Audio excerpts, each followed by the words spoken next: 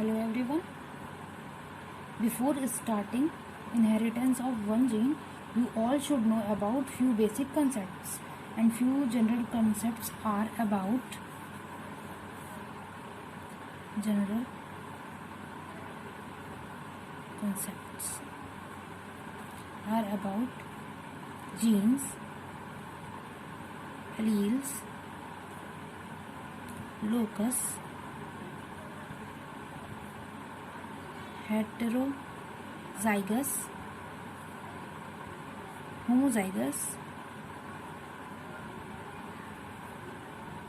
phenotype,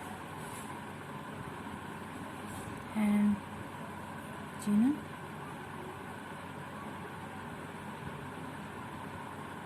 genotype. सबसे पहले हमें ये सारी टर्म्स के बारे में पता होना चाहिए, तभी हम पढ़ पाएंगे अपना inheritance of one gene. So let's start. Let us consider this is your cell, eukaryotic cell, and this is nucleus. This is nucleus. ये आपको सबको पता है। न्यूक्लियस के अंदर हमारा DNA, genetic material, DNA, deoxyribonucleus, that is genetic material in all eukaryotes material, DNA present रहता है। और ये जो डीएनए है, ये जो मैंने बनाया है, ये अनवाइंड फॉर्म में है। क्या होता है, ये डीएनए बहुत लॉन्ग होता है, और इसे एक छोटे से न्यूक्लियस के अंदर रखने के लिए हमें उसे वाइंड करना पड़ता है, और वो वाइंड होता है हमारा प्रोटीन्स में। प्रोटीन्स के ऊपर राउंड अप हो जाता है डीएनए, और डीएनए कॉम्पैक्ट होके एक क्रोमोसोम के अंदर प्रेजेंट रहता है। इसके अंदर जो पूरा हमारा डीएनए होगा बिल्कुल कॉम्पैक्ट फॉर्म में ऐसे क्रोमोसोम में प्रेजेंट होगा। तो कॉम्पैक्ट जब वाइंड हो जाएगा तो वो क्रोमोसोम कहलाएगा। जब डीएनए को हम प्रोटीन के साथ वाइंड होके कॉम्पैक्ट फॉर्म में हो जाएगा तो वो क्रोमोसोम्स कहेगा। और डीएनए क्या है, ये अनवाइंड फॉर्म है, ठीक है। और यही पूरा वाइंड फॉर्म हो जाएगा तो क्रोमोसोम हो जाएगा। अब क्या कहते हैं, हमारे यूकैरियोटिक्स में, ह्यूमन बींग्स में तो वैसे 23 पेयर्स होते हैं क्रोमोसोम्स के। 23 पेयर्स मतलब टोटल 46 क्रोमोसोम्स होंगे। कैसे होंगे, ये ऐसे 2, 3, ये 1 पेयर, 2 पेयर, 3 पेयर, ऐसे करके हमारे 23 पेयर्स प्रेजेंट होंगे। इसका जो 1 क्रोमोसोम है, ये एक पेयर का जो एक क्रोमोसोम है, एक वो हमें फादर से मिलता है, फादर पेरेंट से, और एक मदर पेरेंट से मिलता है। एक मदर पेरेंट से और एक फादर पेरेंट से हमें क्रोमोसोम मिलता है, ठीक है। अब देखिए, इमेजिन करिए दैट दिस इज, अब एक पेयर लेके चलेंगे क्रोमोसोम का, ठीक है। ये क्रोमोसोम है और ये किसका बना हुआ है, डीएनए का ही बना हुआ है। ये इसका डीएनए हो गया, ठीक है। एक क्रोमोसोम हमें कहाँ से मिला है, एक मदर से और एक फादर से, ठीक है। और ये इसकी प्रोजेनी ऑफस्प्रिंग का क्रोमोसोम है, ठीक है। तो ऐसे ही 23 पेयर्स क्रोमोसोम्स होते हैं। तो एक पर्टिकुलर सेगमेंट समझ लीजिए, ये वाला अगर हम सेगमेंट लेते हैं एग्जाम्पल के लिए, ये सेगमेंट लेते हैं, तो इसके जो पेयर वाला क्रोमोसोम है, उसके भी इसी सेगमेंट में, अगर इस डीएनए के इस सेगमेंट में डीएनए के इस सेगमेंट में अगर कोई जीन प्रेजेंट है जो हाइट को कोड करता है, इस पर्टिकुलर सेगमेंट ऑफ डीएनए की वजह से हमारी हाइट डिसाइड होती है, ठीक है। तो उसके जो होमोलोगस क्रोमोसोम, जो उसके साथी का क्रोमोसोम है, जो उसके पेयर वाला क्रोमोसोम है, उसमें भी इसी जगह पे हाइट का सेगमेंट होगा, डीएनए का सेगमेंट वो वाला सेगमेंट होगा जो हमारी हाइट डिसाइड करता है, ठीक है। तो ये क्या है, एक पर्टिकुलर, तो ये क्या, इसे क्या कहते हैं, लोकस। एक पर्टिकुलर पॉइंट जहाँ पे लोकस, इसको क्या कहेंगे, लोकस कहेंगे, ठीक है। और अब दूसरा समझ लीजिए कि इससे इस पर्टिकुलर सेगमेंट में क्या डिसाइड हो रही है, हमारे हेयर कलर डिसाइड हो रहा है, हेयर कलर। तो इसके जो साथ वाला क्रोमोसोम होगा उसके भी इसी सेगमेंट में सेम टू सेम इसी सेगमेंट का डीएनए ये भी क्या डिसाइड करेगा, हमारा हेयर कलर ही डिसाइड करेगा। तो इस पर्टिकुलर पोजीशन को हम क्या कहेंगे, लोकस। ये हो जाएगा हमारा लोकस। अब देखिए कौन सी जीन, इस जीन का नाम, अच्छा पहले हम देख लेते हैं कि जीन क्या होता है। जीन क्या है, फंक्शनल सेगमेंट ऑफ डीएनए। हम ऐसे कह सकते हैं कि जीन क्या है, फंक्शनल सेगमेंट, ये पूरे डीएनए का सेगमेंट जो जो फंक्शन कर रहा हो, ठीक है। एक्चुअली क्या होता है, डीएनए बहुत ही लॉन्ग थ्रेड लाइक स्ट्रक्चर होता है, उसमें कुछ पर्टिकुलर रीजन क्या होता है, जैसे समझ लीजिए ये आपका डीएनए है, तो एक पर्टिकुलर रीजन जो उसका डीएनए का होगा ये वर्किंग होगा, ये कुछ ना कुछ कोड कर रहा होगा किसी चीज़ के लिए, हाइट के लिए, कलर के लिए, कुछ के लिए, तो इसको जीन कहेंगे। और ऐसा भी होता है, कई सेगमेंट्स ऐसे होते हैं जो कुछ भी कोड नहीं करते हैं, किसी भी कैरेक्टर के लिए कोड नहीं करते हैं, उसको हम, वो non functional segment of DNA होता है, उसे हम जीन नहीं कह सकते हैं।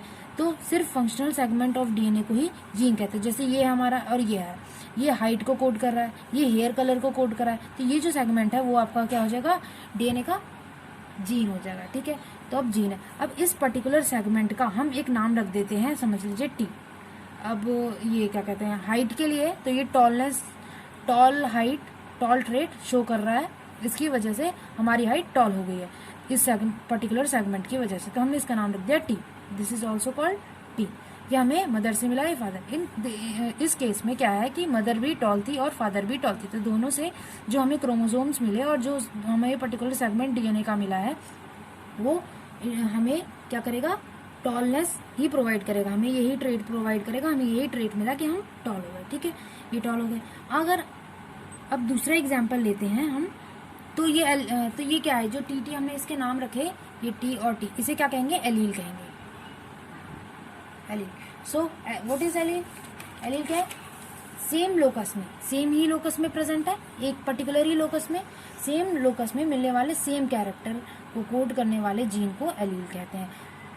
और हम ये भी कहते हैं स्लाइटली वेरिएबल, अभी सेम लोकस में मिलने वाले सेम कैरेक्टर, ये सेम लोकस है और ये एक पर्टिकुलर कैरेक्टर को, क्या कैरेक्टर है हमारा, हाइट, इस सिर्फ हाइट को कोड कर रहा है, ये पर्टिकुलर सेगमेंट हाइट को कोड कर रहा है, इसीलिए हम इसको क्या कहेंगे, एलील्स। ये और ये दोनों मिला के ये हमारा हो गया टी एलील्स। अब एक और एग्जाम्पल ले लीजिए जिसमें कि मदर और एक फादर है। जो मदर है उसकी शॉर्ट हाइट है और जो फादर है हमारा वो टॉल है, तो इससे जो हमें क्रोमोसोम्स मिलेंगे, ये समझ लीजिए हाइट वाला सेगमेंट है ये अपना डीएनए में, तो ये जो मदर से हमें जो एलील मिलेगा वो हमारा शॉर्ट का मिलेगा और फादर से जो हमें मिलेगा वो टॉल का मिलेगा। तो ये है तो एक ही कैरेक्टर के दो ट्रेट्स हैं, टॉल और शॉर्ट, तो एक ही कैरेक्टर के एक ही लोकस में प्रेजेंट है, तो ये दोनों भी क्या कहलाएंगे, एलील्स। बस इसमें ये क्या डिफरेंस है कि ये थोड़े से स्लाइटली डिफरेंट है, तो इसको हम ये भी कह सकते हैं कि slightly variable form of gene. ये जीन है, फंक्शनल सेगमेंट ऑफ डीएनए, इसको जीन है, तो ये जीन के थोड़े से स्लाइटली वेरिएबल फॉर्म को भी हम एलील कहते हैं। तो ये भी एलील और ये भी एलील हो गया आपका, ठीक है। अब एलील भी हो गया आपका, जीन भी हो गया, लोकस भी हो गया। अब हेट्रोजाइगस एंड होमोजाइगस के टाइम ये क्या है, दो डिफरेंट एलील आ रहे हैं इसमें, स्लाइटली वेरिएबल एलील्स आ रहे हैं। तो इस केस में ये अगर ये वाला क्रोमोसोम किसी पर्टिकुलर ऑर्गेनिज्म के अंदर होगा तो इस केस को हम कहेंगे हेटेरोजाइगस कंडीशन, और इस केस में जहाँ पे दोनों ही एलील सेम है उसको कहेंगे, इस कंडीशन को हम कहेंगे होमोजाइगस, ठीक है। अब हमारे पास बहुत टाइप की एलील्स की कॉम्बिनेशंस हो गई, एक ऐसा भी हो सकता है, एक मदर से एक फादर से ऐसे मिल सकता है, एक मदर से ऐसे और फादर से ऐसी भी कंडीशन हो सकती है, और ऐसा भी हो सकता है कि मदर फादर दोनों से ही हमें दोनों की ही हाइट छोटी है, तो उसका जो ऑफस्प्रिंग होगा, जो उसकी दूसरी जनरेशन होगी, जो उसकी जनरेशन होगी वो भी छोटी ही होगी, तो उसके जो एलील्स होंगे वो दोनों ही छोटे होंगे। तो ये क्या है, होमोजाइगस, ये क्या है होमोजाइगस, और ये क्या था हमारा, दोनों डिफरेंट एलील है इसलिए स्लाइटली डिफरेंट एलील है, जिसको कहेंगे हेट्रोजाइगस। अब क्या है, अगर हम इसकी जीनोटाइप देखें, अगर हम इसकी जीनोटाइप देखेंगे तो हमें इस जीनोटाइप में क्या मिल रहा है कि इसकी एलील्स क्या है, डबल टी, इसकी दोनों कैपिटल टी है, इसका एक कैपिटल और एक शॉर्ट टी है, और इसके दोनों ही शॉर्ट टी है। ठीक है, तो ये इसका जीनोटाइप। ये जीन्स में कैसे स्ट्रक्चर है इसके, ये जीन्स में कैसा इसका है, वो हो गया इसका जीनोटाइप। अब इसके हम फिनोटाइप की बात करते हैं। तो ये वाला ऑप्शन जिसमें मदर से भी टॉलनेस आई है और फादर से भी टॉलनेस, तो इसका अपीयरेंस क्या होगा, हमेशा टॉल होगा। इसका अपीयरेंस क्या होगा, actually this T is dominant over this T. जो शॉर्ट वाला टी है वो क्या हो जाएगा, छुप जाएगा इस टी के सामने। ठीक है, मैंने आपको डोमिनेंट और रेसेसिव इससे पहले वाली वीडियो में बताया था। तो ये क्या होगा, इसका भी अपीयरेंस क्या होगा, टॉल। ये पर्टिकुलर ऑर्गेनिज्म भी टॉलनेस ही शो करेगा, उसकी हाइट भी टॉल होगी। पर इस कंडीशन में जब दोनों ही सेम एलील है तो इसमें क्या होगा, that particular organism will show dwarfism. ठीक है, वो पर्टिकुलर पर्सन क्या हो जाएगा, ड्वार्फ हो जाएगा, उसकी हाइट छोटी हो जाएगी। तो ये क्या है, जो फिजिकली हमें दिखाई दे रहा है वो तो हमारा क्या हो जाता है, फिनोटाइप। और जो हमारे जीन्स में कॉम्बिनेशन प्रेजेंट है उसको हम कहते हैं जीनोटाइप। ये जीनोटाइप हो गया, ये फिनोटाइप हो गया। जब सेम टाइप के एलील प्रेजेंट हो, सेम टाइप के एलील्स प्रेजेंट हो, दैट इज कॉल्ड होमोजाइगस। जब डिफरेंट टाइप्स के एलील प्रेजेंट हो दोनों लोकस में तो वो हेट्रोजाइगस। और ये दोनों क्रोमोसोम्स क्या है, एक पेयर क्रोमोसोम में, वन पेयर है ये क्रोमोसोम का। ठीक है, और ये क्या है आपका लोकस, पर्टिकुलर सेगमेंट जो दोनों ही एक ही ट्रेट को, एक ही कैरेक्टर को इंडिकेट करते हैं, उसको क्या कहते हैं हम, जीन। ठीक है, आज के लिए बस इतना ही। अब हम नेक्स्ट वीडियो में पढ़ेंगे inheritance of one gene. Inheritance of one gene में क्या होगा, इनहेरिटेंस ऑफ वन जीन।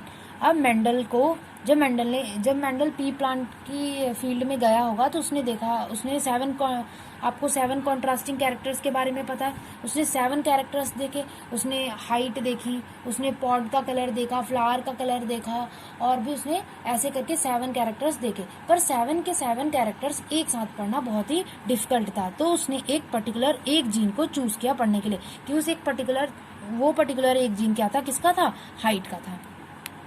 उसने फिर पेरेंट से कैसे प्रोजेनी में हाइट कैसे ट्रांसफर हो रही है, कैसे इसकी हाइट और इसकी हाइट सेम हो रही है या डिफरेंट हो रही है, उसने एक पर्टिकुलर जीन लिया हाइट का और उसकी ही स्टडी करी। उसने सिर्फ एक पर्टिकुलर जीन लिया, किसकी जीन ली उसने, सिर्फ एक हाइट कैरेक्टर की।